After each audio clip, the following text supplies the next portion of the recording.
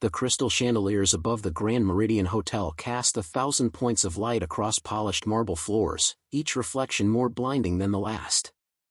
The air hummed with the quiet arrogance of old money, the kind that whispered rather than shouted, that judged with a glance rather than a word. David Martinez had seen this world before, but only through the glass doors he mopped every Tuesday and Thursday evening when the lobby was empty and the elite were long gone to their penthouses and private clubs. Before we jump back in, tell us where you're tuning in from, and if this story touches you, make sure you're subscribed, because tomorrow I've saved something extra special for you. Tonight was different. Tonight, he stood in the center of it all, wearing a borrowed tuxedo that fit him better than it had any right to, his calloused hands hidden in pockets that probably cost more than his monthly rent. The fabric felt foreign against his skin, too smooth, too perfect for someone who spent his days pushing a maintenance cart through the basement levels of corporate towers. His reflection in the floor-to-ceiling windows showed a stranger, a man who looked like he belonged among the oil paintings and imported orchids, but David knew better. He could scrub himself clean, dress in silk and wool, but the smell of industrial cleaner and honest sweat was written into his DNA. Beside him stood Victoria Ashford, her diamond earrings catching the light with every subtle movement of her head. She was everything this room expected, born into wealth that stretched back 4 generations, educated at schools David couldn't even pronounce, and currently worth more than most small countries. Her hand rested lightly on his arm, a touch so delicate it barely registered, yet it carried the weight of a contract neither of them had signed but both understood.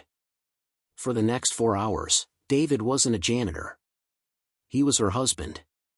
The absurdity of it should have made him laugh. 24 hours ago, he'd been on his knees in the executive washroom of Ashford Industries, scrubbing grout with a toothbrush because someone in corporate had complained about discoloration. Victoria had walked in, phone pressed to her ear, heels clicking against tile he'd just finished buffering. She'd stopped mid-sentence when she saw him, really saw him, and something in her expression had shifted from the usual dismissive glance to something closer to desperation. "I need a favor," she'd said after ending her call, her voice dropping to a tone that suggested she wasn't used to asking for anything. "And I'll pay you $10,000 for one evening of your time." David had nearly dropped his scrub brush. Now, standing in the grand ballroom of the Meridian, surrounded by people who wouldn't normally acknowledge his existence, David understood why she'd chosen him. He was invisible to this world. He could stand in a room full of Manhattan's wealthiest and most powerful, and they would look right through him, even in a designer tuxedo. That invisibility was exactly what Victoria needed. The evening had started 3 hours earlier in Victoria's penthouse apartment, a space so massive that David's entire home could fit in her living room with space left over for a swimming pool. She'd laid out the tuxedo on her cream-colored sofa, along with shoes that gleamed like black mirrors and cufflinks that were probably worth more than his truck. "My ex-husband was supposed to be here tonight," Victoria had explained, pacing in front of floor-to-ceiling windows that overlooked Central Park. "We've been divorced for 8 months, but my family doesn't know. My father had a stroke 6 weeks ago, and his doctors said any stress could kill him. He loved Richard. Thought he was the perfect match for me, the merger of 2 financial empires, the kind of union that makes shareholders weep with joy." She'd paused then, her perfectly manicured fingers gripping the back of a chair that probably cost more than David's annual salary. "Tonight is the annual Ashford Foundation Gala. 400 guests, half of them business partners, the other half family friends who've known me since I was in diapers. My father will be there. It's his first public appearance since the stroke, and he specifically asked if Richard and I would sit at his table. I can't tell him the truth. Not yet. Not like this." David had listened while buttoning the crisp white shirt, each button a small surrender to a world he'd never wanted to enter. "Why me?" he'd asked finally. "You could hire an actor, someone who knows how to play this part." Victoria had met his eyes in the mirror, and for the first time since he'd known her as the untouchable executive who barely registered his existence, he saw something human flicker across her face. Because actors talk. They have agents and managers and friends in the industry.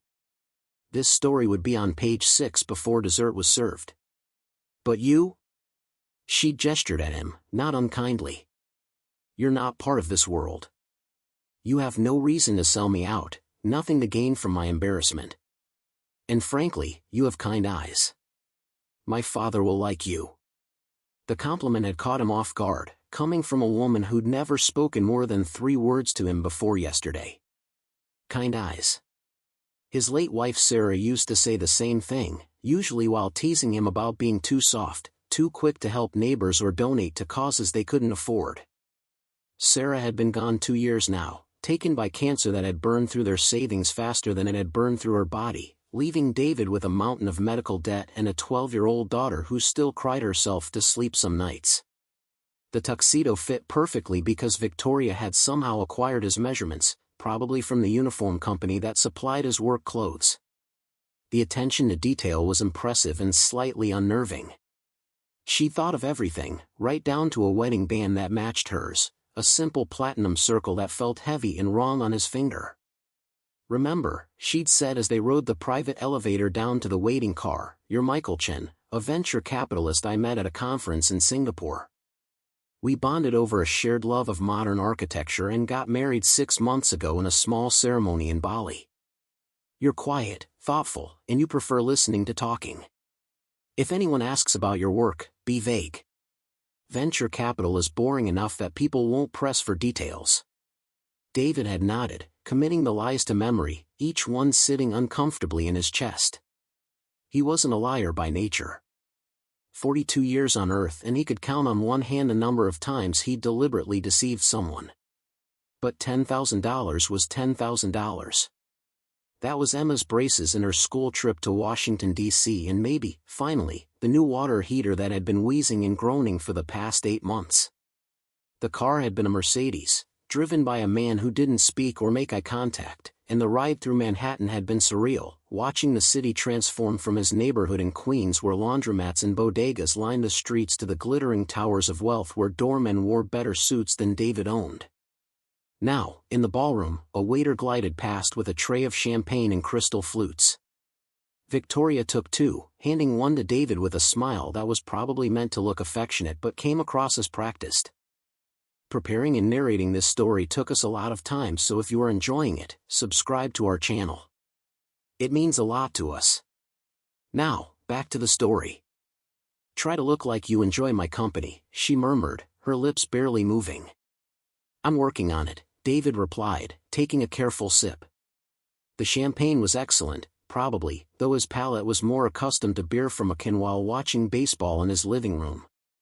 The room filled steadily with guests, each arrival announced by a subtle shift in energy, the way certain people commanded space simply by existing in it. David recognized a few faces from television and magazines, titans of industry, politicians, celebrities who'd leveraged fame into fortune. They moved through the crowd like sharks in expensive clothing, all teeth and calculation, assessing worth with every handshake and air kiss. Victoria's hand tightened on his arm as an elderly man entered, moving slowly with the aid of a cane, flanked by 2 younger men who David assumed were assistants or bodyguards. The resemblance was unmistakable. This was Harold Ashford, Victoria's father, and even diminished by illness, he radiated authority. "Showtime," Victoria whispered, and David felt her entire body tense beside him. They approached, and Harold's face lit up with a smile that transformed him from intimidating patriarch to doting father. "Victoria, sweetheart," he said, his voice rougher than David expected, probably damaged by the stroke. "You look beautiful."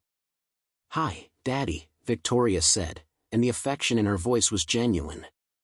She kissed his cheek gently, careful not to disturb his careful balance. "I'm so glad you could make it." "Wouldn't miss it," Harold said, then his eyes shifted to David, assessing, measuring. "And this must be Michael. I've heard so much about you." David extended his hand, keeping his grip firm but not aggressive. "Mr. Ashford, it's an honor. Victoria speaks of you constantly." "Does she now?" Harold's handshake was surprisingly strong, and his eyes were sharp despite his physical frailty. "Funny, she barely mentioned you before the wedding. Quite the whirlwind romance, I understand." "When you know," David said, the words feeling strange in his mouth. "I'm a lucky man." Harold studied him for a long moment, and David had the uncomfortable sensation of being X-rayed, every hidden truth exposed under that penetrating gaze.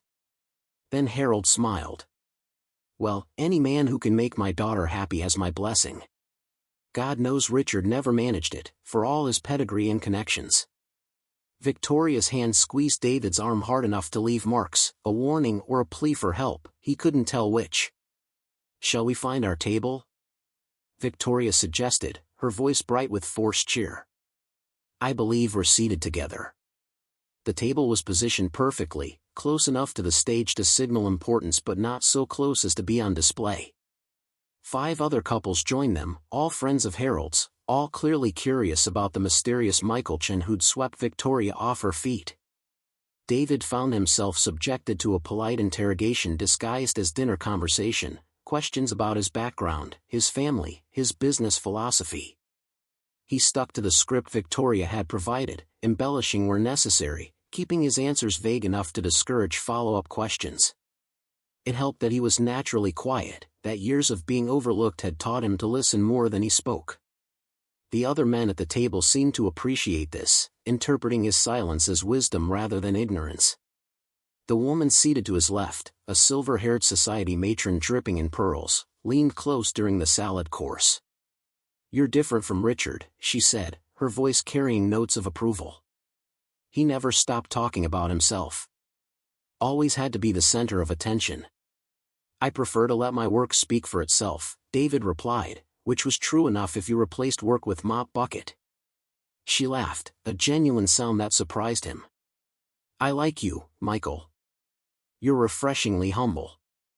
Across the table, Victoria caught his eye and mouthed "thank you," and David felt something unexpected bloom in his chest. Not attraction exactly, though Victoria was objectively beautiful, but something closer to camaraderie. They were in this together, 2 people playing roles for different reasons but sharing the same stage. The dinner progressed through multiple courses, each played a work of art that seemed too beautiful to eat. David watched the others for cues, matching their pace, using the correct fork, dabbing his mouth with the napkin at appropriate intervals. It was like learning a new dance, following steps he'd never been taught but could mimic well enough to avoid embarrassment. Harold dominated the conversation, telling stories from his early days building the Ashford Empire, and despite himself, David found the old man fascinating. There was a sharpness to Harold, a hunger that reminded David of his own father, a construction worker who'd built a modest life through sheer determination and refused to let anyone tell him he couldn't. "The secret," Harold said, pointing his fork at the table for emphasis, "is knowing when to take risks and when to play it safe. Too many young people today want guarantees. They want success handed to them on a silver platter. But real wealth, real achievement, comes from being willing to fail." David thought about his own failures. The business degree he'd never finished because Sarah got pregnant and suddenly diapers were more important than textbooks. The construction company he tried to start that went bankrupt when the housing market crashed.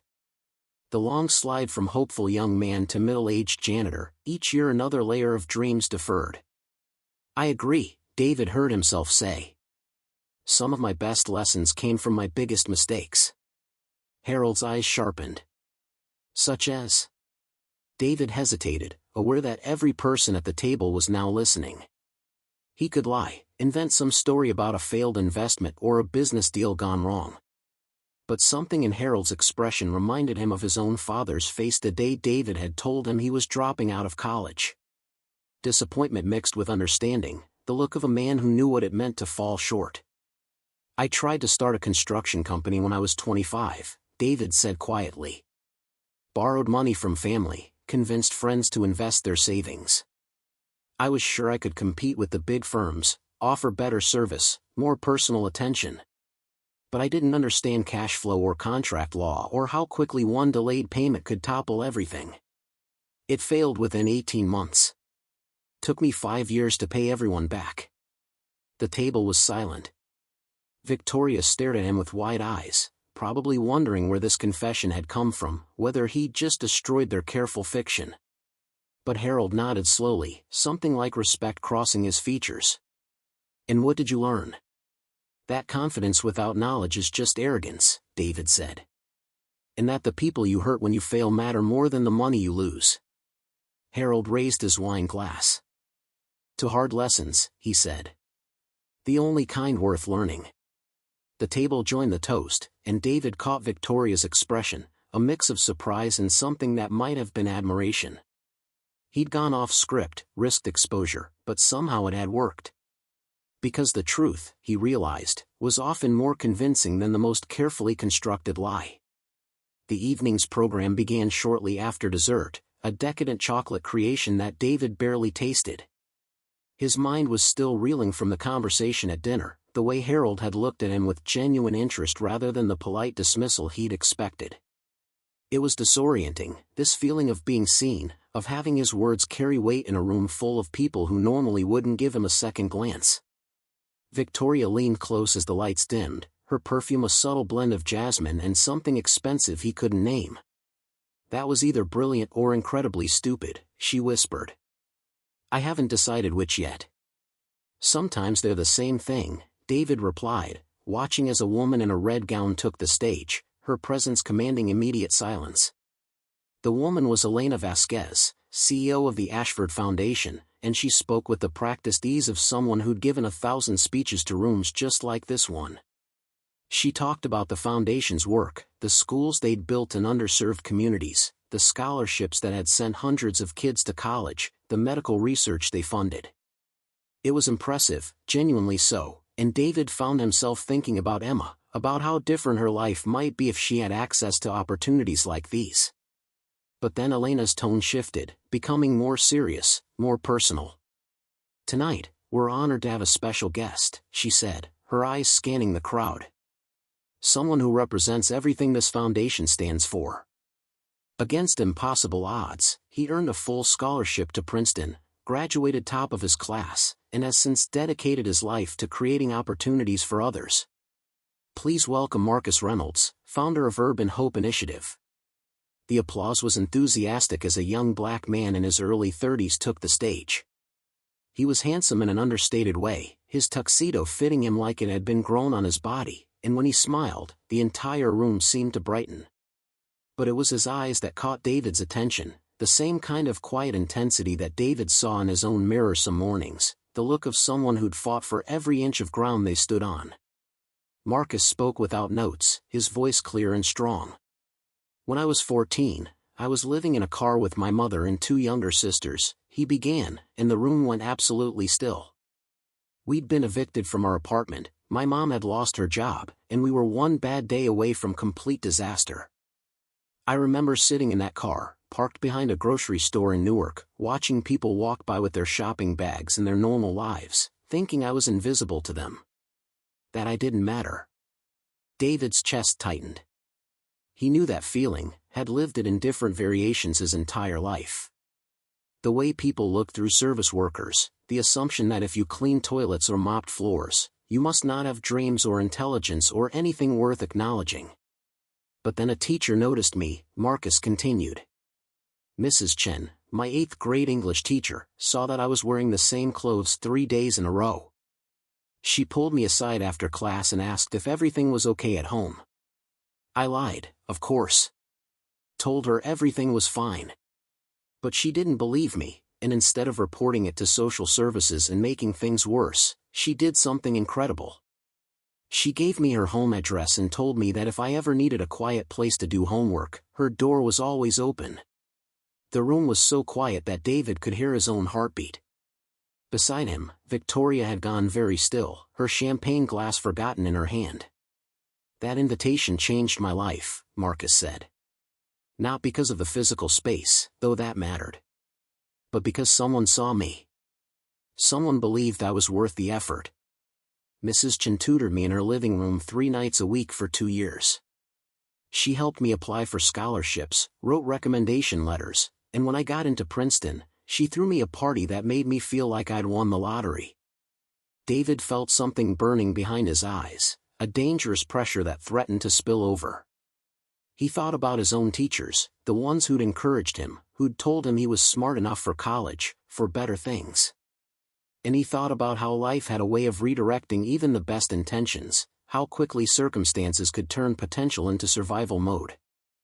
The Ashford Foundation funded my scholarship, Marcus said, his voice thick with emotion. They didn't just pay for tuition. They paid for books, for housing, for the laptop I needed to write my papers.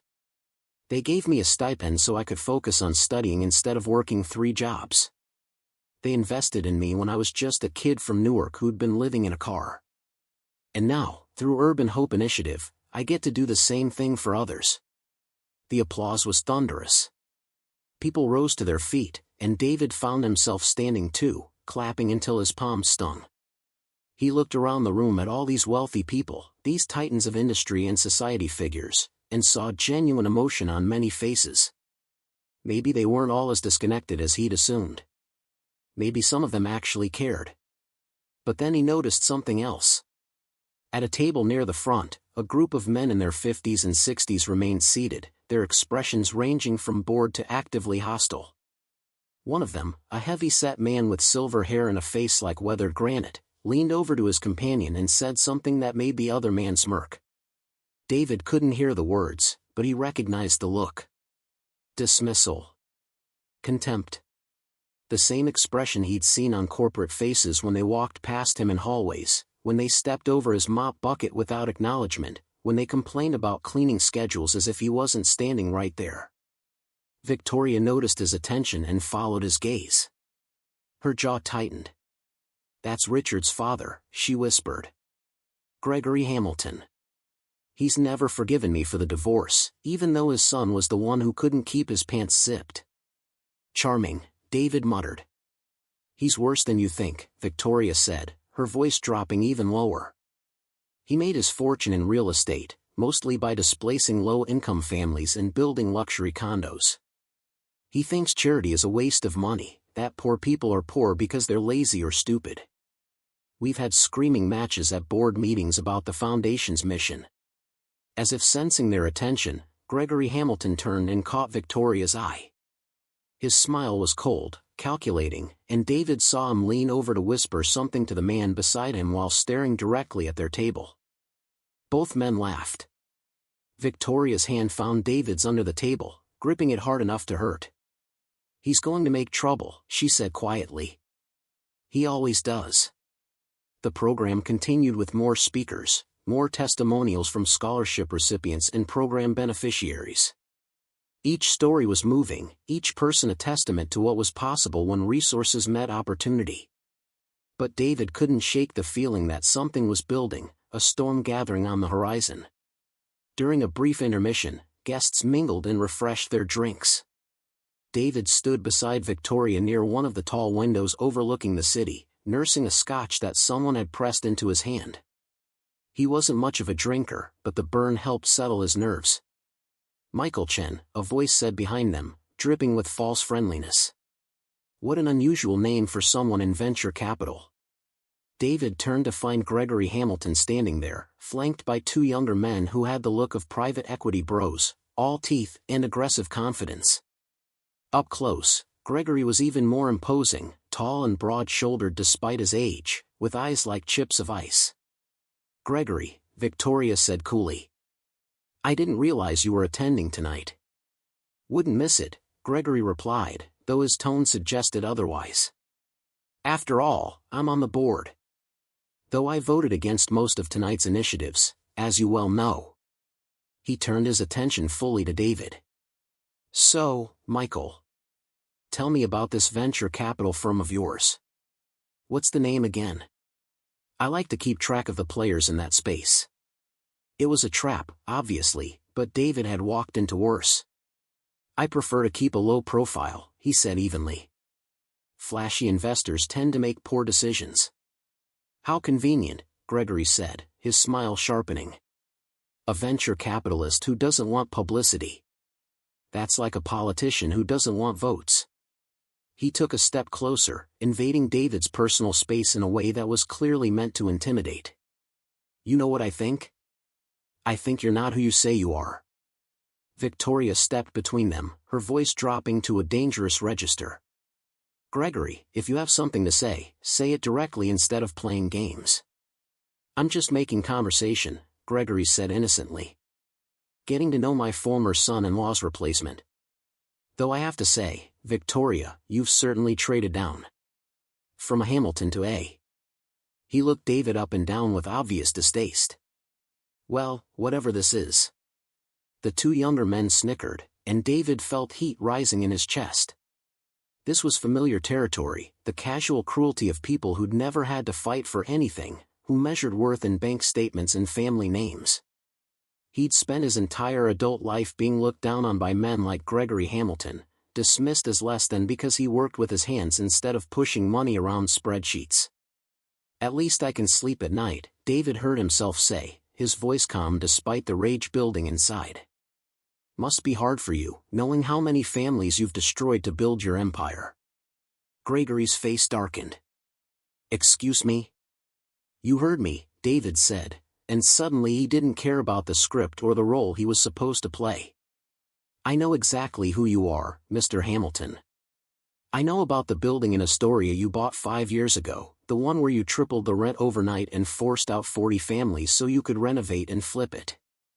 One of those families was my neighbor. Single mother with 3 kids, worked 2 jobs, never missed a rent payment in 7 years. You put her on the street 2 weeks before Christmas. The air around them seemed to crystallize. Gregory's eyes narrowed to slits. Business is business. If people can't afford market rates, they should live somewhere else. Somewhere like a homeless shelter. David shot back. Or maybe a car, like Marcus Reynolds. Is that your solution to poverty? Just push them out of sight so you don't have to think about them? David, Victoria said urgently, pulling on his arm, but he was done being quiet. You sit here in your tuxedo, drinking champagne that costs more than most people make in a week, and you have the audacity to judge programs that actually help people, David continued, his voice rising enough to draw attention from nearby guests. You think charity is weakness, that helping others is somehow beneath you. But you know what I see when I look at you?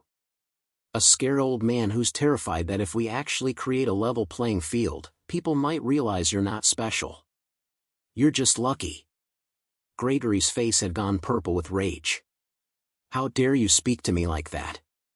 Do you have any idea who I am? Yeah, David said. You're a bully who's never been told no. You're a coward who hides behind money and influence. And you're exactly the kind of person who makes this world harder for everyone else. The crowd around them had grown, a circle of shocked faces and whispered conversations. David could see Victoria's expression, a mixture of horror and something that might have been pride. Harold had wheeled closer in his chair, his face unreadable. Gregory stepped forward, his finger jabbing toward David's chest. You're nobody, he hissed. A pretender in a borrowed suit, playing dress-up in a world you don't belong in. And when I'm done with you, everyone in this room will know exactly what you are. Go ahead, David said quietly. Tell them I'm a janitor. Tell them I mop floors and clean toilets for a living. Tell them I dropped out of college and failed at starting my own business. Tell them every single truth about who I am, and you know what? It won't change the fact that you're still the villain in this story. The silence that followed was deafening. Gregory stared at him like he'd been slapped, his mouth opening and closing without sound. The younger men beside him exchanged uncomfortable glances, suddenly uncertain. Then Harold's voice cut through the tension like a knife. Gregory, I think you've embarrassed yourself enough for one evening. Gregory spun toward him. Harold, this man just admitted he's been lying to all of us. He's not Michael Chen, venture capitalist. He's a goddamn janitor pretending to be Victoria's husband. Is that what he said? Harold asked mildly. Because what I heard was a man speaking truth to power, something that happens far too rarely in rooms like this. He fixed Gregory with a stare that could freeze nitrogen. And if we're being honest about character, I'll take an honest janitor over a dishonest millionaire any day of the week. Gregory's face cycled through several shades of red before settling on a mottled purple. You can't be serious. I've never been more serious, Harold said. He looked at David with something like approval. Young man, I don't care what you do for a living or what your real name is. Anyone who stands up to Gregory Hamilton's bullying has my respect. And for what it's worth, I think my daughter chose well this time. Victoria's hand found David's again, squeezing gently. He looked down at her and saw tears gleaming in her eyes, though whether from embarrassment or relief, he couldn't tell. Gregory made a sound somewhere between a growl and a laugh. This is absurd. You're all being played. Victoria obviously hired this man to pretend to be her husband because she's too ashamed to admit her marriage failed. Actually, Victoria said, her voice steady despite the tremor David could feel in her hand, you're half right. I did ask David to pretend to be my husband tonight. Because 8 months ago, Richard slept with my assistant in our bed while I was visiting my father in the hospital.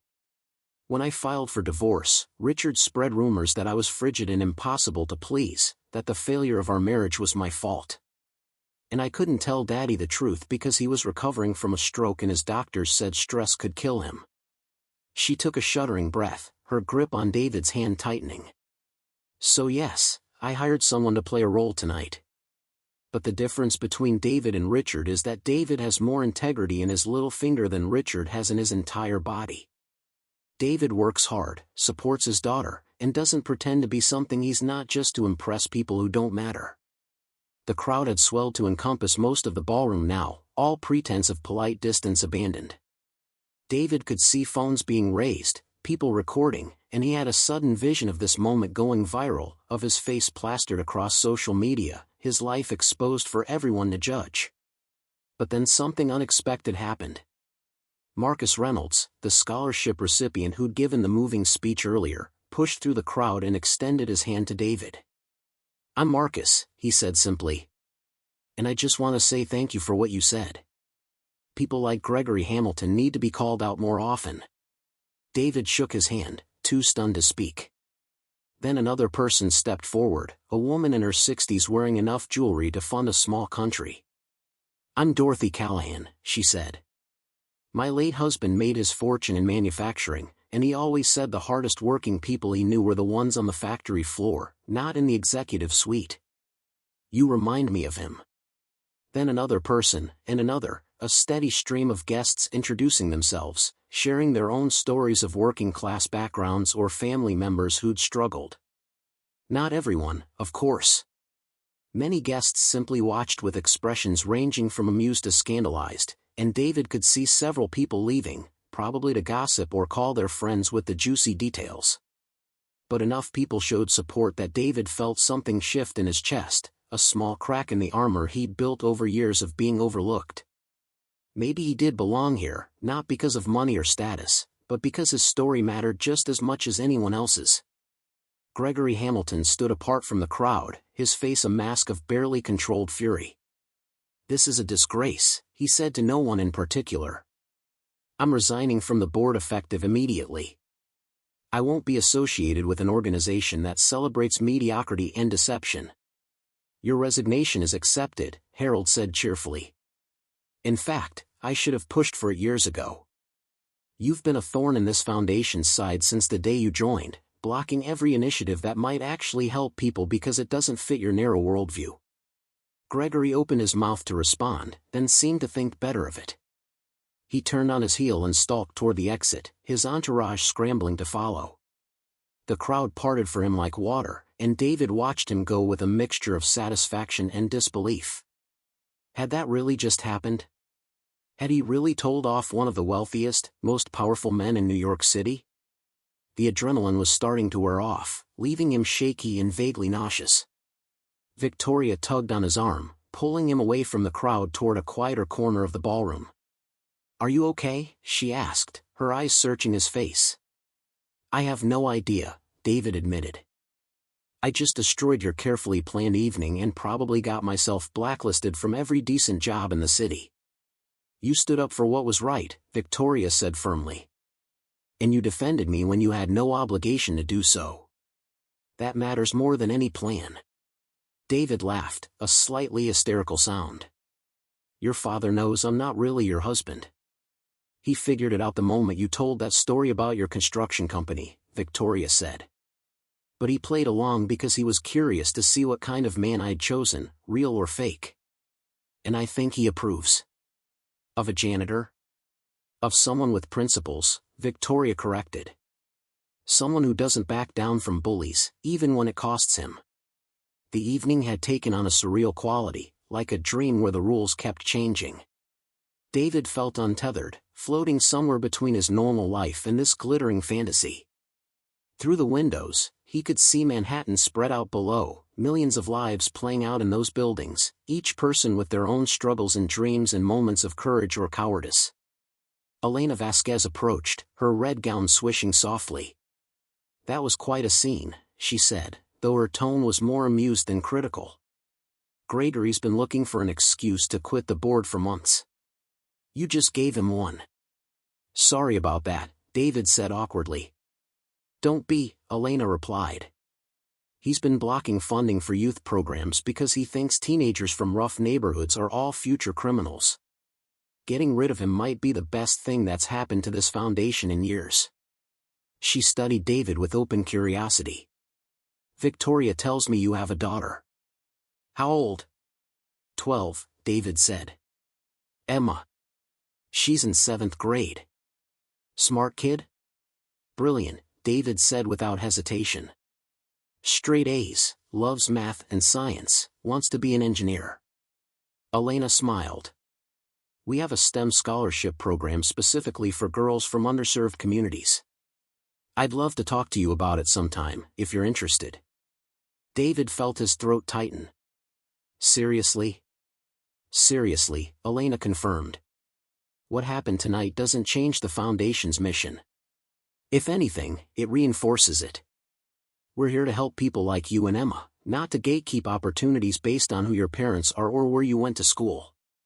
She excused herself to deal with other guests, leaving David standing there in a daze. Victoria was watching him with a soft expression he couldn't quite interpret. "What?" he asked.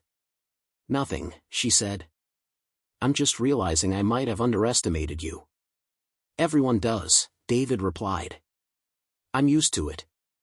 "That's going to change," Victoria said with certainty. "After tonight, you're going to be famous. Or infamous. Possibly both." David groaned.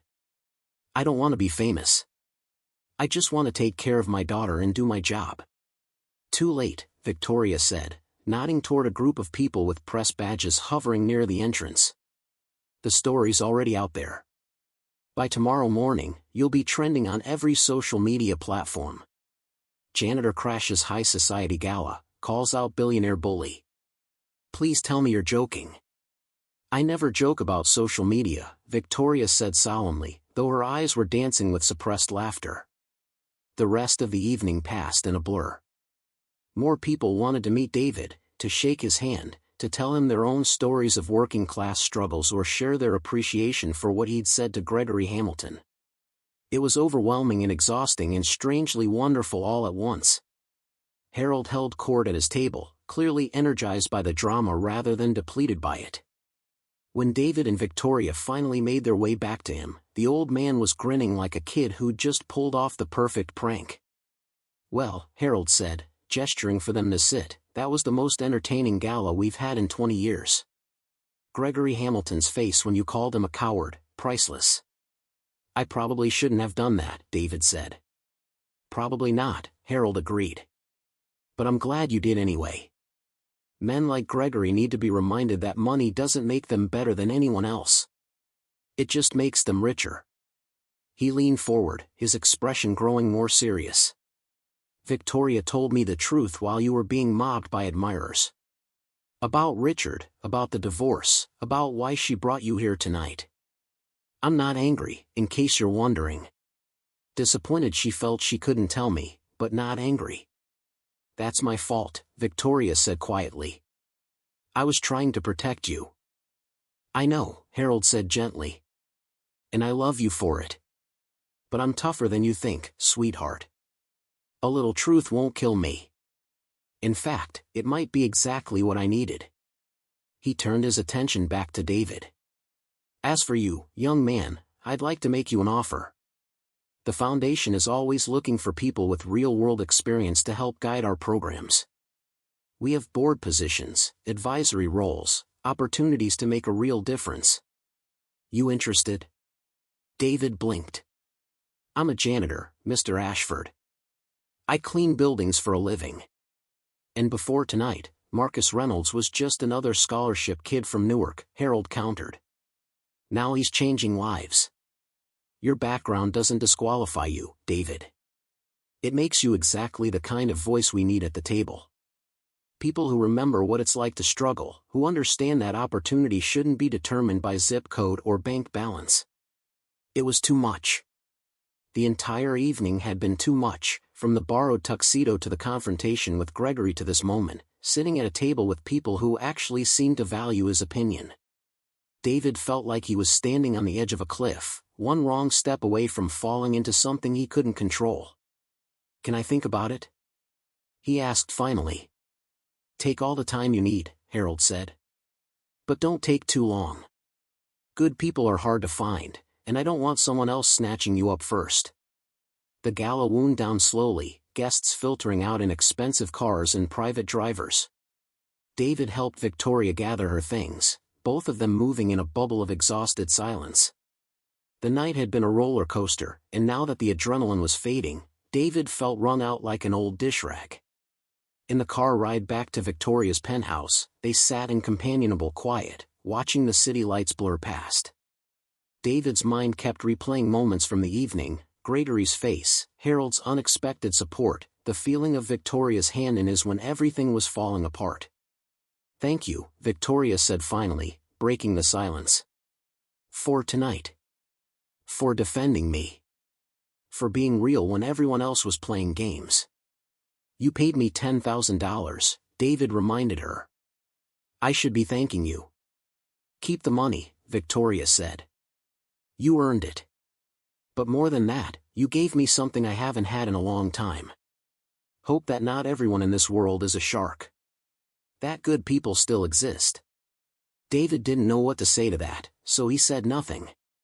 They rode the rest of the way in silence, and when the car pulled up to her building, Victoria hesitated before getting out. Would you like to come up for a drink? She asked. Nothing weird, I promise. I just don't want to be alone right now.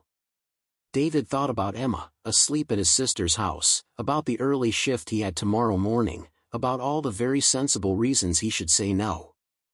Then he thought about Victoria's face when she'd admitted the truth about Richard, the vulnerability beneath all that polish and poise. One drink, he agreed. Victoria's penthouse felt different at 1 in the morning. The aggressive luxury that had intimidated David earlier now seemed softer somehow, more lived in. She kicked off her heels the moment they entered, leaving them abandoned by the door like fallen soldiers, and padded barefoot across the hardwood floors toward the kitchen. Whiskey or wine, she called over her shoulder, already pulling open a cabinet that probably contained bottles worth more than David's car. Whatever you're having, David said, loosening his bow tie with relief. The thing had been strangling him all night, a silk noose that reminded him with every breath that he didn't belong in these clothes. She returned with 2 glasses of amber liquid, gesturing for him to sit on the sofa that faced those massive windows overlooking the park. The city sprawled below them, still awake and humming with life, taxis crawling through streets like yellow beetles, apartment windows glowing with their own private stories. To the most disastrous gala in Ashford Foundation history, Victoria said, raising her glass. David clinked his against hers. And to getting away with it. The whiskey burned pleasantly on the way down, smooth and complex in a way that cheap liquor never managed. David settled back into cushions that probably cost more than his monthly rent and felt the tension of the evening finally start to unwind from his shoulders. Victoria curled up in the opposite corner of the sofa, tucking her feet beneath her in a gesture that made her seem suddenly younger, less like the untouchable executive and more like a regular person exhausted by a long day. She'd removed most of her jewelry, leaving only small diamond studs in her ears, and without the armor of accessories, she looked almost vulnerable. Can I ask you something? David said after a moment of comfortable silence. After tonight, I think you've earned the right to ask me anything. Why didn't you just tell your father the truth from the beginning? About Richard, about the divorce. He seems like he would have understood. Victoria stared into her glass, watching the liquid catch the light. Because I've spent my entire life trying to prove I'm not a disappointment, she said quietly. Daddy built an empire from nothing. Started with a single construction crew in Brooklyn and turned it into one of the largest development companies on the East Coast. He's brilliant and driven, and he never makes mistakes. Or at least, he never admits to them. She took another sip of whiskey. I was supposed to be his legacy. The daughter who would take everything he built and make it even bigger. Instead, I made what he considered the perfect match with Richard Hamilton, merged two dynasties, created a partnership that looked flawless on paper. When that fell apart, it felt like I'd failed at the one thing that really mattered. David thought about his own father, the way disappointment could cut deeper than anger, how the weight of expectations could crush you even when they came from love. You know that's not true, right? That you're not a failure because your marriage didn't work out. Logically, yes, Victoria said. Emotionally? That's harder. Richard was so good at making me feel like everything was my fault. Too focused on work, too cold, too demanding. After a while, you start to believe it. Start to think maybe you are the problem. He cheated on you in your own bed, David said bluntly. There's no universe where that's your fault. Victoria laughed, a sound tinged with bitterness. You'd be surprised how people can rationalize their behavior. Richard actually told me I drove him to it. That if I'd been a better wife, more attentive, more available, he wouldn't have needed to look elsewhere. David felt anger rising in his chest again, the same fury that had propelled him to confront Gregory Hamilton. That's garbage and you know it. People cheat because they're selfish and weak, not because their partners aren't perfect enough. Sarah never cheated on you, Victoria said, and it wasn't quite a question. Never, David confirmed. Even when things were hard, when I was failing at business and we were living paycheck to paycheck, when the medical bills started piling up and we both knew the cancer was winning. She never once made me feel like I wasn't enough. He hadn't talked about Sarah in months, maybe longer. His sister and daughter were the only ones who really understood what he'd lost, and even they couldn't fully grasp the particular emptiness of losing your best friend and partner all at once. But something about this moment, this woman, the late hour and the whiskey, made the words come easier. She sounds incredible, Victoria said softly. She was, David agreed. Funny and smart and completely unimpressed by pretension. She grew up in the Bronx, worked as a nurse at Bellevue, dealt with the worst humanity had to offer every single day and somehow never got cynical about it. She believed people were fundamentally good, even when evidence suggested otherwise. What would she think about tonight? David considered the question, imagining Sarah's reaction to the whole absurd evening. She'd probably laugh her ass off, he admitted. Then she'd tell me I was an idiot for agreeing to it in the first place, but that she was proud of me for standing up to Gregory. She hated bullies. They sat in silence for a while, each lost in their own thoughts. The whiskey disappeared slowly, and Victoria refilled their glasses without asking. Outside, the city continued its endless rhythm, indifferent to their small dramas and revelations. What happens now? David asked eventually. With your father knowing the truth, with Gregory probably already spreading rumors, with whatever fallout comes from tonight. Victoria sighed.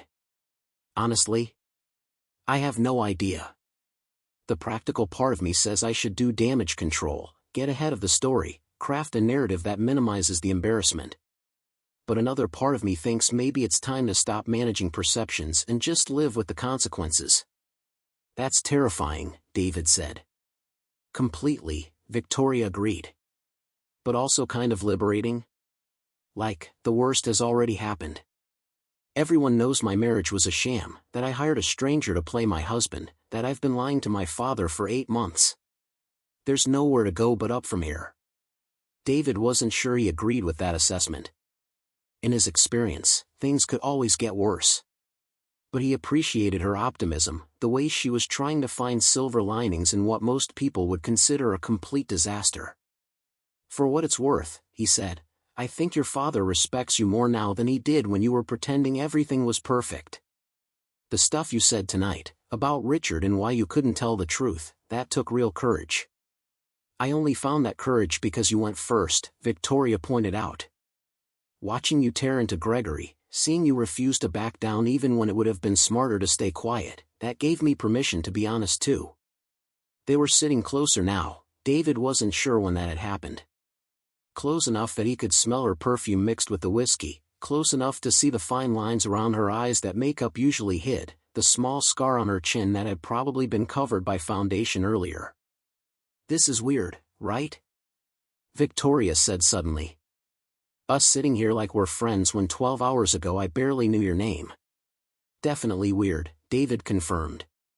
But tonight's been nothing but weird, so why stop now?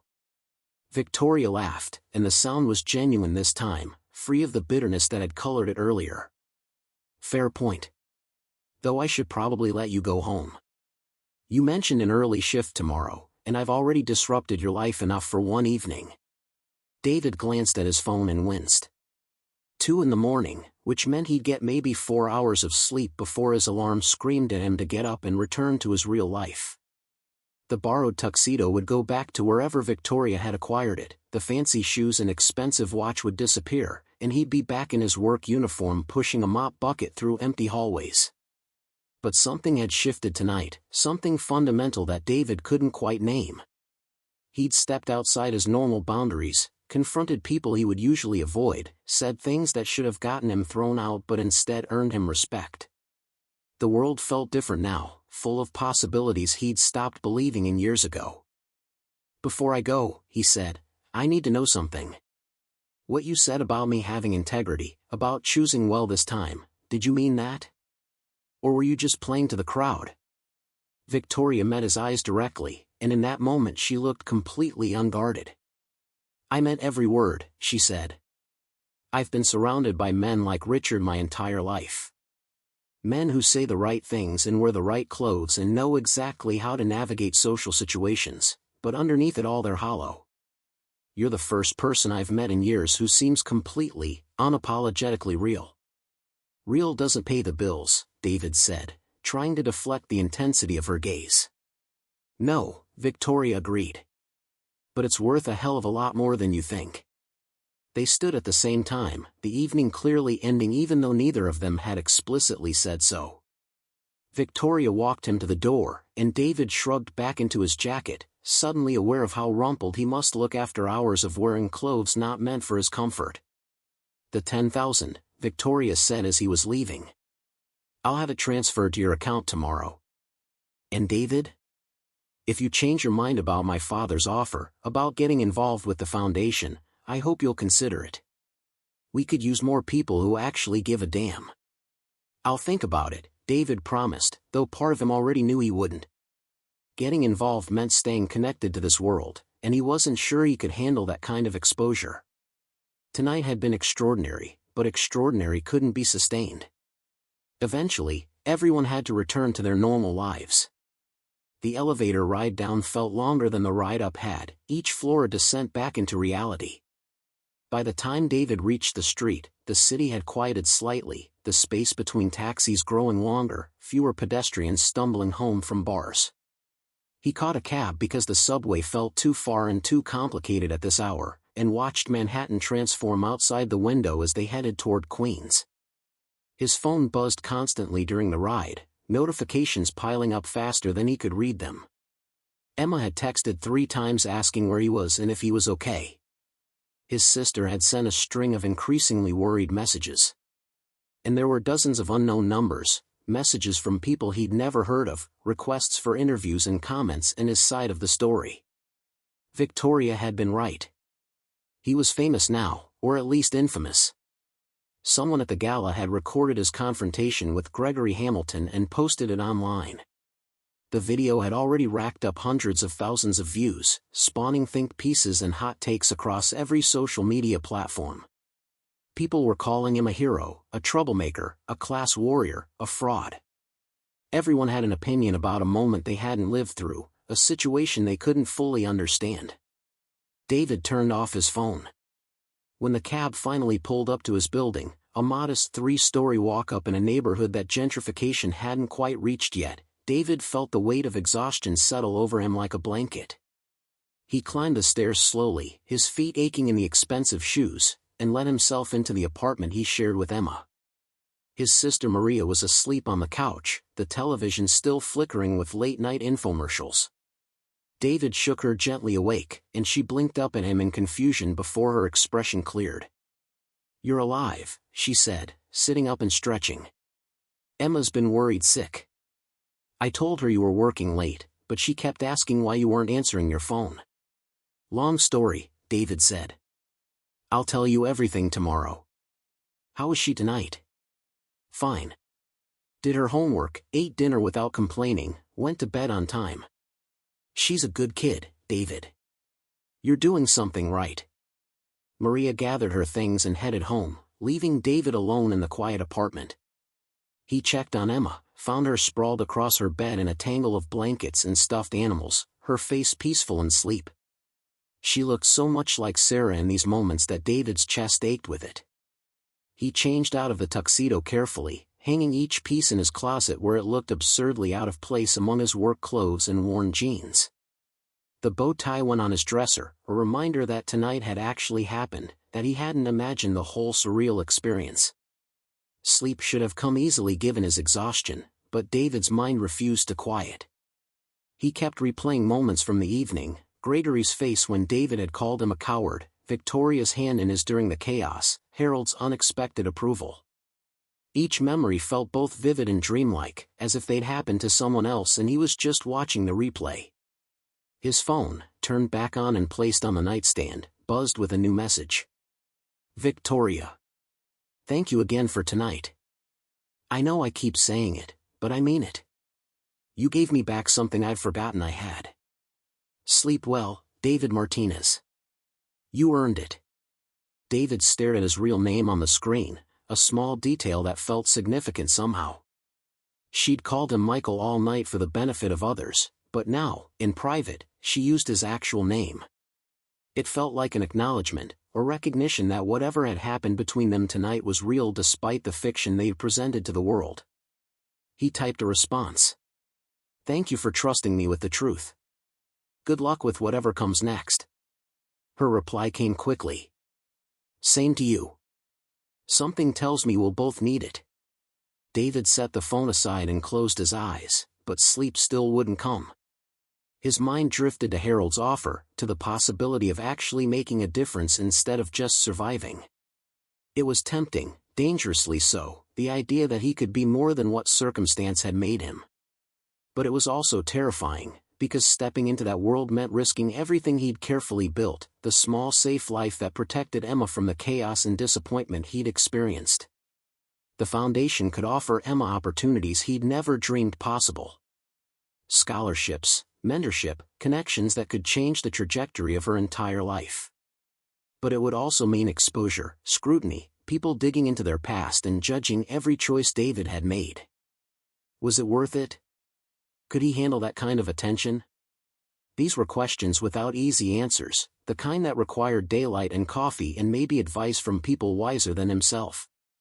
For now, David let himself drift, the exhaustion finally overwhelming the racing thoughts, pulling him down into sleep where the boundaries between janitor and pretend husband, between reality and performance, finally dissolved into dreams he wouldn't remember come morning.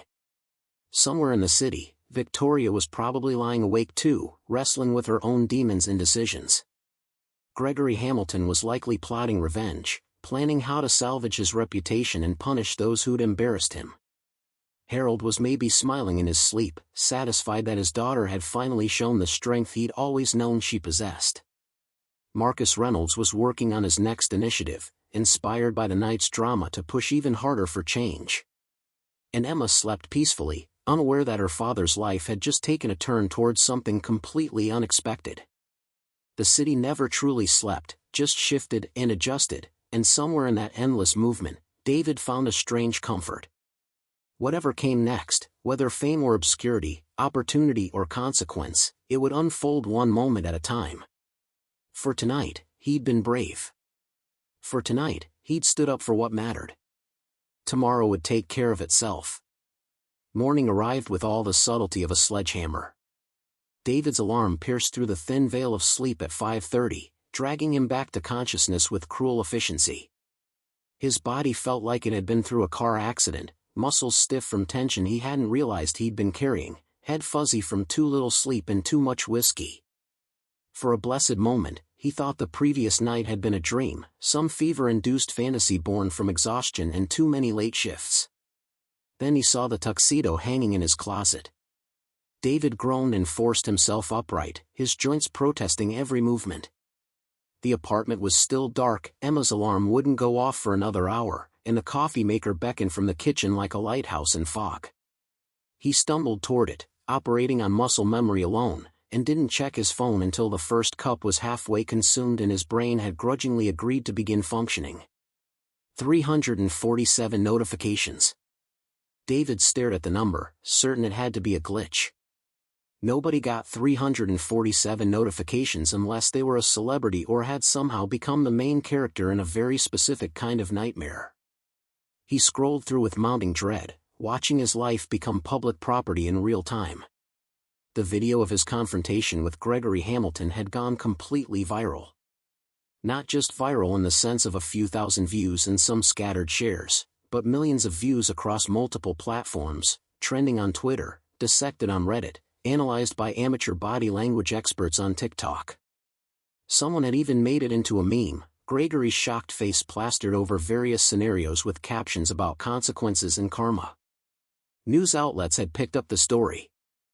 Local stations, then national ones, then international publications that David had only vaguely heard of. Working class hero confronts billionaire at charity gala. Janitor's viral speech exposes elite hypocrisy. The courage of the common man, why David Martinez's words matter. Every headline made him sound either noble or foolish, depending on the publication's political leanings. His email inbox was worse. Interview requests for morning shows, podcasts, magazines. Messages from advocacy groups wanting him to speak at events, from political campaigns hoping to use his story for fundraising, from publishers suggesting book deals. There were marriage proposals from strangers, death threats from people who thought he was a communist, and approximately 50 messages that simply said "You're my hero" with various levels of spelling accuracy. David set the phone down carefully, as if it might explode, and poured another cup of coffee with shaking hands. This was bad. This was so much worse than he'd anticipated. He'd expected some gossip, maybe an uncomfortable week of people at work whispering behind his back. He hadn't expected to become a symbol, a cause, a talking point for people who didn't know him and didn't care about the complicated reality behind those viral moments. "Dad?" David turned to find Emma standing in the doorway, her hair a wild tangle around her face, wearing the oversized basketball jersey she used as pajamas. She looked confused and a little frightened, her phone clutched in one hand. "Hey, sweetheart," David said, trying to sound normal despite the panic clawing at his throat. "You're up early."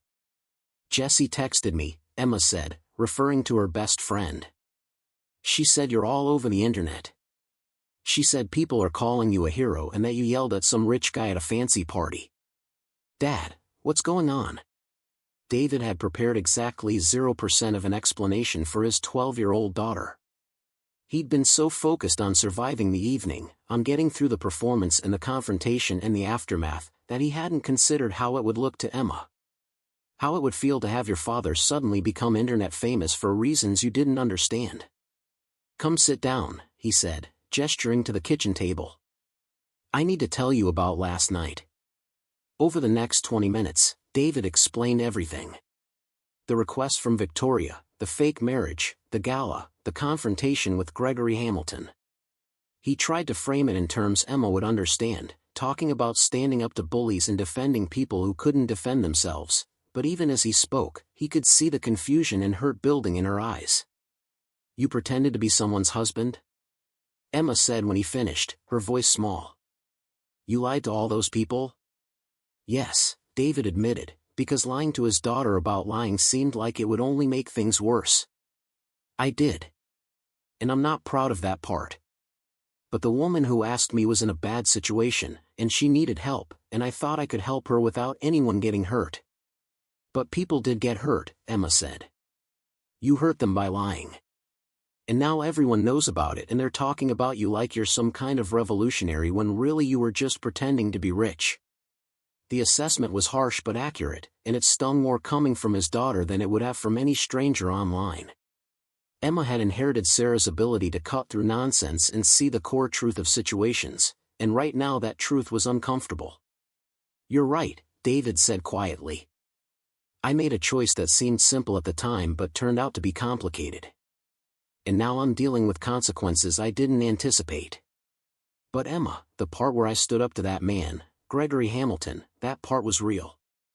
Everything I said to him about how he treats people, about his cruelty and selfishness, that came from here." He tapped his chest. "That wasn't pretend." Emma was quiet for a long moment, processing. Finally she said, "Are you going to lose your job?" The question hit David like ice water. He hadn't even considered it, too caught up in the social media circus to think about practical realities. But Emma was right to worry. His employer, a large property management company that serviced dozens of buildings across the city, probably wouldn't appreciate their janitor becoming the face of class warfare. Even if they secretly agreed with his sentiments, the optics were terrible. "I don't know," David said honestly. "Maybe. But if I do, we'll figure it out. We always do." Emma nodded slowly, then stood and wrapped her arms around him in a fierce hug. "I'm proud of you for standing up to that bully," she whispered against his shoulder. "Even if the rest of it was messy.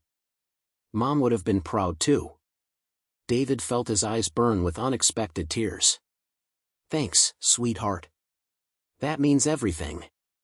They separated, and Emma headed back to her room to get ready for school. David returned to his phone with renewed dread, scrolling through messages until he found the one he'd been looking for. His supervisor, Frank Morrison, had sent a text at 6 in the morning. "Need to see you in my office before your shift. It's important." David's stomach dropped. This was it, the conversation he'd been dreading. He typed a quick response confirming he'd be there, then went to shower and change into his work uniform. The polyester felt even more suffocating than usual after a night in silk and wool, a visceral reminder of the distance between the world he'd briefly inhabited and the one he actually lived in. The subway ride into Manhattan was surreal. David kept his head down, hoodie pulled up, but he still caught people staring at their phones and then glancing his way with recognition. A teenager actually asked for a selfie, which David politely declined, and an older woman squeezed his hand as she exited at her stop, whispering thank you for saying what needed to be said. It was too much. David wasn't a hero or a villain, wasn't a symbol of anything except maybe poor decision-making and accidental courage. He was just a guy who'd lost his temper at the wrong time in front of too many cameras, and now everyone wanted to project their own meanings onto him. Frank's office was in the basement of a corporate tower in Midtown, a windowless space that smelled of old coffee and industrial cleaner. Frank himself was in his late 50s, a career building manager who'd seen every variety of workplace drama and handled most of it with weary pragmatism. When David knocked, Frank gestured him in with an expression that gave away nothing. "Sit down, Martinez," Frank said, closing the door behind them. "We need to talk about last night." "I can explain," David started, but Frank held up a hand. "I've already seen the videos. Watched them about 20 times, actually. You called Gregory Hamilton a coward and a bully in front of half of Manhattan's elite. Is that an accurate summary?" "More or less," David admitted. Frank leaned back in his chair, studying David with an intensity that made him want to squirm. "You know Hamilton Properties owns 4 of the buildings we service. Including this one." David's heart sank. Of course they did.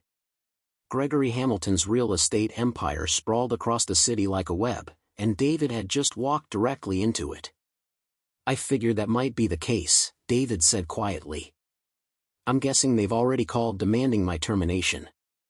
3 times since 7 this morning, Frank confirmed.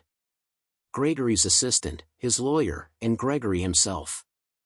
"They want you fired immediately, want a public statement apologizing for your behavior, want assurances that we don't employ people who assault the character of respected businessmen." Frank's tone made it clear what he thought of Gregory's respectability. "So I'm done," David said, not quite a question. Frank was quiet for a moment, tapping his pen against the desk in a rhythm that might have been nervous or might have been thoughtful. "Normally, yes. Normally I'd have to let you go, if only to protect the company's contracts and keep our other clients happy. But this situation is anything but normal." He pulled up something on his computer and turned the screen toward David. It was an email chain, dozens of messages from other building tenants and businesses. David skimmed them quickly, his confusion growing with each line. "These are from people in the buildings we service," Frank explained. "Tenants, business owners, even a few other property management companies. They're all saying the same thing. That if we fire you to appease Gregory Hamilton, they'll terminate their contracts with us. Some of them are offering you jobs directly." David stared at the screen in disbelief. "I don't understand. You became a symbol, Martinez. Whether you wanted to or not, you represent something to people. The little guy standing up to corrupt power, the working man who refuses to be intimidated by money. It's resonating with folks in ways I haven't seen in my 30 years doing this work." Frank closed the laptop. "So here's the situation. Gregory Hamilton is threatening to pull his contracts. But if we cave to him, we lose potentially more business from people who support what you did. From a purely financial standpoint, keeping you employed is the smarter play." "But," David prompted, hearing the unspoken caveat. "But it makes things complicated," Frank admitted. "You're going to have media following you around, people wanting interviews, attention that could disrupt our operations. Other clients might get nervous about the controversy, even if they personally agree with your stance. And frankly, Martinez, I have no idea how this plays out long term. This could blow over in a week, or it could follow you for years." David processed this information slowly, trying to sort through the implications. He still had a job, at least for now. But that job came with complications that extended far beyond mopping floors and maintaining buildings. "What do you think I should do?" David asked. Frank smiled faintly. "That's above my pay grade, kid. But if you want my personal opinion, own it.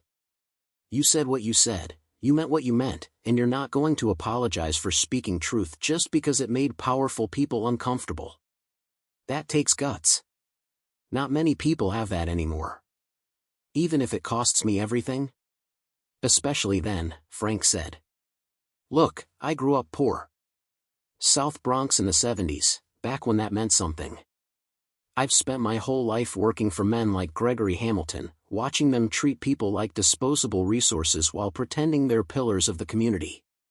What you did last night, calling out that hypocrisy to his face, that mattered. Don't let anyone convince you otherwise." David felt something odd in his chest, a tension he'd been carrying since the moment he woke up. "Thank you, Frank." "Really?" "Don't thank me yet," Frank said. "You've still got to figure out how to navigate all this. But for what it's worth, you have my support. Now get to work. Those floors won't mop themselves, and viral fame doesn't exempt you from your shift." David left the office feeling marginally better but no less overwhelmed. His workday passed in a strange fog, familiar tasks made unfamiliar by the constant buzz of his phone and the occasional double take from building tenants who recognized him. A few people thanked him, echoing the woman on the subway.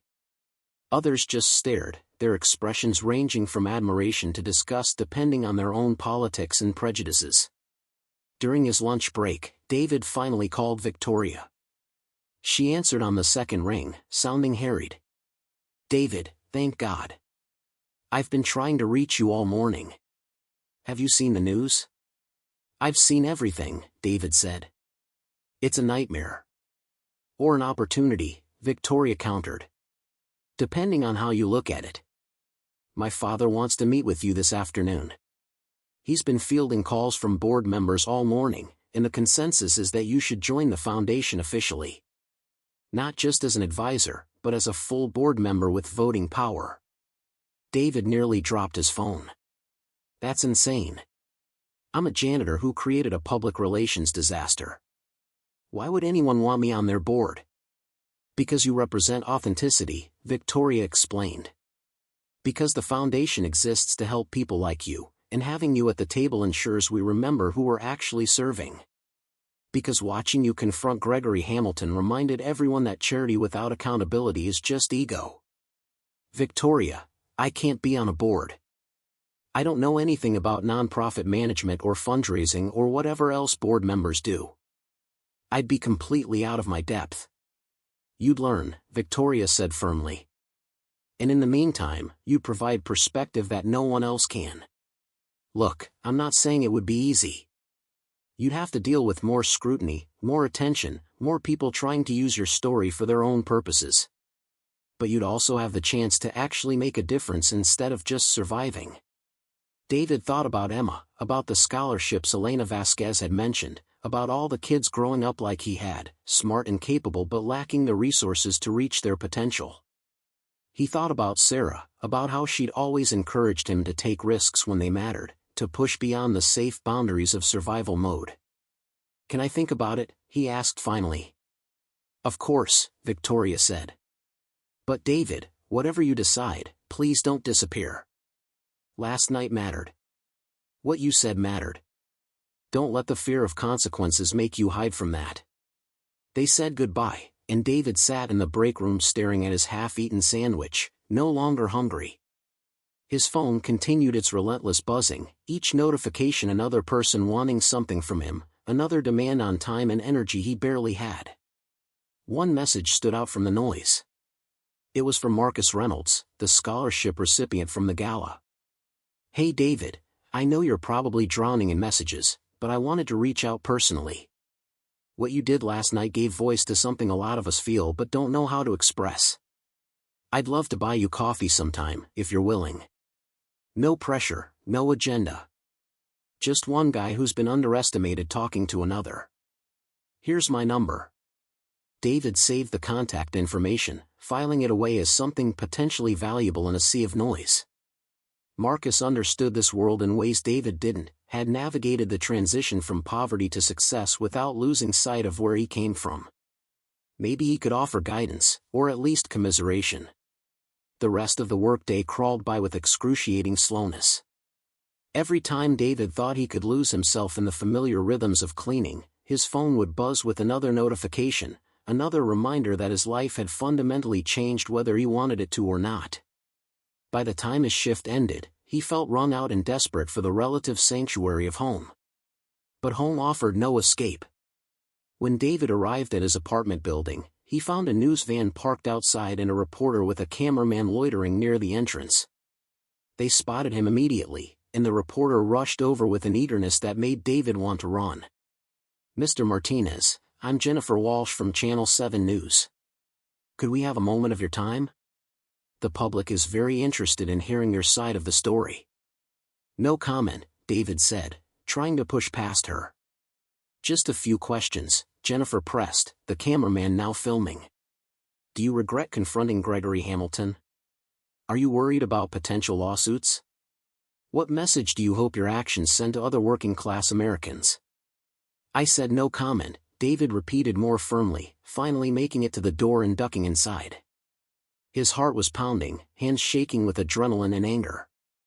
This was his home, his private space, and they were violating it with cameras and questions and presumption. Emma was already home, Maria having picked her up from school. His sister took one look at David's face and immediately understood. They've been out there for an hour, Maria said. I told them you weren't available, but they're persistent. This is insane, David said, collapsing onto the couch. I just want everything to go back to normal. Normal ended last night, Maria said bluntly. Now you have to decide what comes next. You can hide from this, wait for it to blow over, hope everyone forgets. Or you can figure out how to use it, how to turn this moment into something meaningful. I'm not a politician or an activist, David protested. I'm just a guy who lost his temper. You're a guy who told the truth when everyone else was playing pretend, Maria corrected. That's rarer than you think, David. And it's worth something. Emma emerged from her room, having apparently been eavesdropping. Aunt Maria's right, Dad. Everyone at school was talking about you today. Some kids thought it was cool, others thought it was dumb, but everyone agreed you were brave. That has to count for something. David looked at the two most important people in his life, both telling him the same thing in different ways. That running wasn't an option, that this moment carried weight and responsibility, that the comfortable invisibility he'd wrapped around himself for years had been permanently stripped away. His phone buzzed again. Another message from Victoria. Harold is adamant about meeting tomorrow. Says if you're going to hide, at least hide in his office where he can lecture you properly. 2 p.m. at the Foundation headquarters. Please say you'll come. David stared at the message for a long time, weighing options that all felt impossible. He could decline, could retreat into his old life and hope the attention eventually moved to someone else. But that felt cowardly now, a betrayal of the version of himself who'd stood up to Gregory Hamilton and meant every word. Or he could step forward into uncertainty, accept Harold's offer, join the board, become the public face of something larger than his individual story. That path terrified him more than anything he'd faced since Sarah's diagnosis, but it also called to something deeper, a hunger for purpose he'd been suppressing for too long. I'll go, he typed back to Victoria. But I'm not promising anything beyond that. Her response came immediately. That's all we're asking. See you tomorrow, David. And for what it's worth, I think you're making the right choice. David wasn't sure about that. Wasn't sure about anything anymore except that his life had irrevocably changed and there was no going back to the comfortable obscurity he'd known before. Tomorrow he'd meet with Harold Ashford, would discuss possibilities and responsibilities that seemed too large for someone like him. Tonight, he'd sit with his daughter and sister, would try to explain how one evening of pretending had led to this moment of truth. Outside, the news van remained, a patient predator waiting for another glimpse of the reluctant hero who'd briefly stolen the spotlight from people who usually hoarded it. Inside, David made dinner with Emma's help, the familiar routine grounding him even as his phone continued its relentless notifications. Somewhere in the city, Gregory Hamilton was probably plotting revenge, finding ways to punish David for the humiliation and lost contracts. Victoria was likely dealing with her own fallout, the questions about her judgment and the divorce that was no longer secret. Harold was perhaps smiling to himself, satisfied that chaos had forced honesty and that his foundation would be stronger for it. And David, standing at his kitchen stove making pasta for his daughter, realized that whatever came next, he'd face it the same way he'd faced everything else in his complicated life. One day at a time, doing his best, hoping it would be enough. 3 months later, David stood in front of a different mirror in a different building, adjusting a tie that actually belonged to him this time. The Foundation headquarters occupied the 15th floor of a building overlooking the Hudson, all glass and natural light, a space designed to inspire rather than intimidate. His office was modest by executive standards but felt absurdly luxurious compared to the maintenance closets he'd spent years working from. The title on his door read David Martinez, Director of Community Outreach and Board Member. It still didn't feel real, even after 12 weeks of learning nonprofits from the inside, attending meetings where his opinion actually mattered, making decisions that affected real people's lives. Some days he felt like an imposter playing dress-up. Other days, he remembered Gregory Hamilton's face and felt exactly where he belonged. Emma's acceptance letter to the Foundation's STEM Academy had arrived last week. Full scholarship, summer programs, mentorship from actual engineers at major firms. She'd cried when she opened it, then immediately called 3 friends to share the news. David had cried too, privately, thinking about Sarah and how proud she would have been. The media attention had eventually calmed to a manageable simmer. David still got recognized occasionally, still received interview requests he mostly declined, but the viral intensity had moved on to newer outrages and fresher controversies. He'd done one interview with Marcus Reynolds for a podcast about class mobility, and that had been enough. His story was told. Now he wanted to focus on helping others tell theirs. Victoria knocked on his office door, poking her head in with a smile that had become genuinely warm over the past months. They'd developed an unexpected friendship built on honesty and shared trauma, Meeting for coffee every week to compare notes on navigating worlds neither had been prepared for. "Ready for the board meeting?" she asked. "Fair warning, Gregory's replacement is attending today. Apparently he's very eager to meet you." David groaned. "Please tell me he's not another real estate mogul with a superiority complex." Victoria corrected. "And she made her money in tech, actually. Sold her company for $500 million and now wants to give most of it away. I think you'll like her." The boardroom filled quickly with familiar faces. Harold wheeled himself to his usual spot at the head of the table, looking stronger than he had at the gala, his recovery progressing better than doctors had predicted. Elena sat to his right, already reviewing agenda items. Marcus had joined as a junior board member, his youth and energy balancing the older member's experience. The new member was a woman in her 40s with kind eyes and calloused hands that suggested she'd done real work before striking it rich.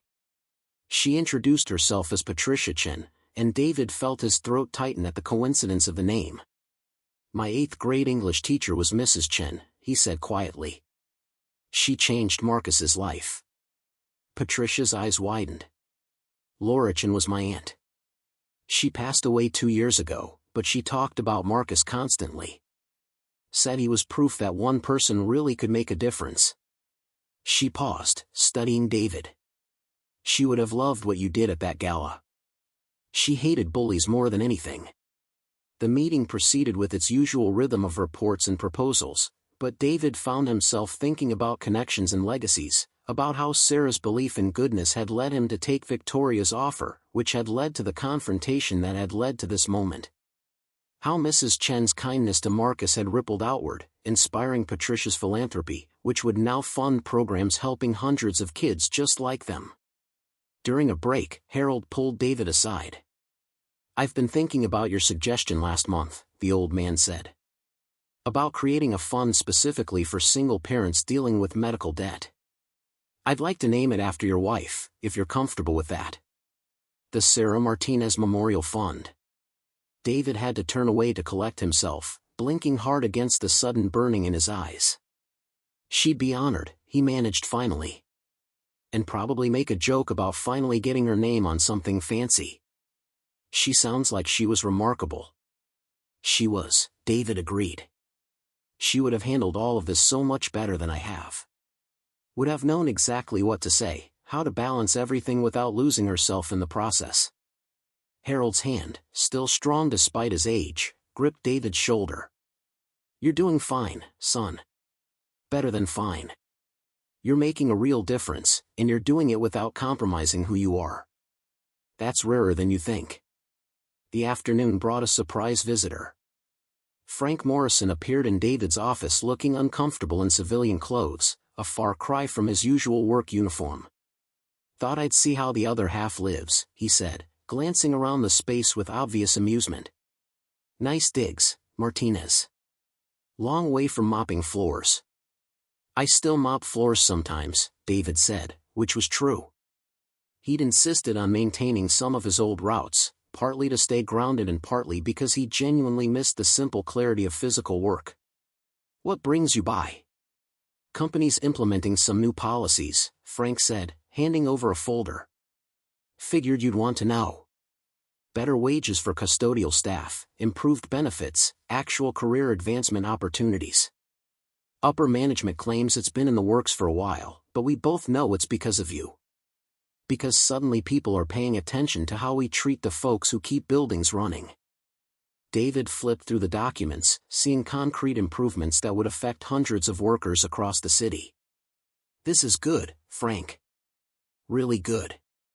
"It's a start," Frank said. "But there's still a long way to go. Just wanted you to know that what you did that night, it didn't just change things for you. It changed things for a lot of people who'll never make the news or give viral speeches. That matters." After Frank left, David sat at his desk watching the sun set over the Hudson, painting the sky in shades of orange and purple that reminded him of Emma's watercolors. His daughter was thriving, his work felt meaningful, and the gnawing anxiety that had defined his life for years had eased to something manageable. His phone buzzed with a text from Victoria. Dinner tomorrow? My treat, and before you argue, I insist. We're celebrating 3 months of you not completely screwing up this job. David smiled and typed back his acceptance. Tomorrow he'd celebrate small victories with a friend who'd started as a desperate stranger. Tonight he'd go home to Emma, help with homework, maybe watch a movie together. Next week he'd review scholarship applications from kids whose circumstances mirrored his own, and he'd remember what it felt like to be invisible and scared and convinced the world wasn't built for people like him. The borrowed tuxedo was long gone, returned to whatever exclusive shop Victoria had procured it from. But David had kept the bow tie, a small reminder of the night he'd accidentally stepped into a larger story. It sat in his desk drawer now, next to a photo of Sarah and a drawing Emma had made of him in his fancy clothes looking brave. Somewhere in the city, Gregory Hamilton was rebuilding his reputation and probably still plotting revenge that would never quite materialize. Richard was presumably cheating on someone new, learning nothing from past mistakes. The guests from that gala had moved on to other parties and other dramas, most of them forgetting the janitor who'd briefly disrupted their evening. But some remembered. Marcus remembered, and Patricia, and dozens of scholarship recipients who'd heard the story and felt seen in ways they'd never experienced before. Frank remembered, and the workers whose lives improved because someone had finally acknowledged their worth. Emma remembered, watching her father become the man her mother had always believed he could be. David gathered his things and headed for the elevator, nodding to colleagues who treated him like he belonged rather than like he was trespassing. The subway ride home was uneventful, just another anonymous face in the crowd, which suited him fine. Fame had been uncomfortable and exhausting.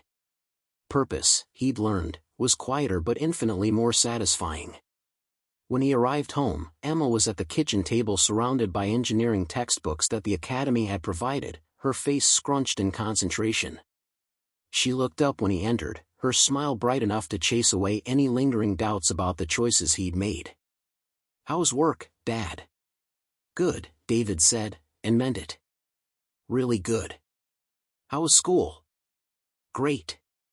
We're building robots next week in my advanced class. Actual robots that move and everything." David hung up his jacket and joined her at the table, listening as she explained circuits and motors and programming with the kind of enthusiasm Sarah used to bring to discussions about nursing techniques and patient care. 3 months ago, this opportunity hadn't existed for her. 3 months ago, he'd been invisible and comfortable in that invisibility. Sometimes the hardest thing wasn't standing up to bullies or accepting help or stepping into roles you didn't feel qualified for. Sometimes the hardest thing was simply believing you deserved better, that your story mattered, that one person speaking truth could actually change something. David had learned that lesson the hard way, dressed in borrowed clothes at a gala he had no business attending. But he'd learned it thoroughly, and now he spent his days making sure others didn't have to wait as long as he had to discover their own worth. Outside, the city continued its endless rhythm, indifferent and magnificent. Inside, a father helped his daughter with homework while dinner simmered on the stove, and for the first time in years, the future felt less like something to survive and more like something to build. The pink backpack of his story wasn't filled with desperate letters or broken crayons. It was filled with scholarship applications and program proposals and the phone numbers of kids who needed someone to believe in them the way Mrs. Chen had believed in Marcus, the way Sarah had believed in David, the way David now believed in everyone who walked through the foundation's doors looking for a chance. And sometimes, late at night when the apartment was quiet and Emma was asleep, David would pull out that bow tie and remember the feeling of standing in a ballroom full of people who usually looked through him, speaking words that mattered, refusing to be invisible anymore. Not because he'd sought the spotlight, but because staying silent had simply become impossible. That was the real story, he thought. Not the viral moment or the dramatic confrontation, but the quiet choice to step forward when every instinct screamed to hide. The decision to believe that his voice, his experience, his truth was worth sharing even when the world suggested otherwise. Up next, you've got 2 more standout stories right on your screen. If this one hit the mark, you won't want to pass these up. Just click and check them out.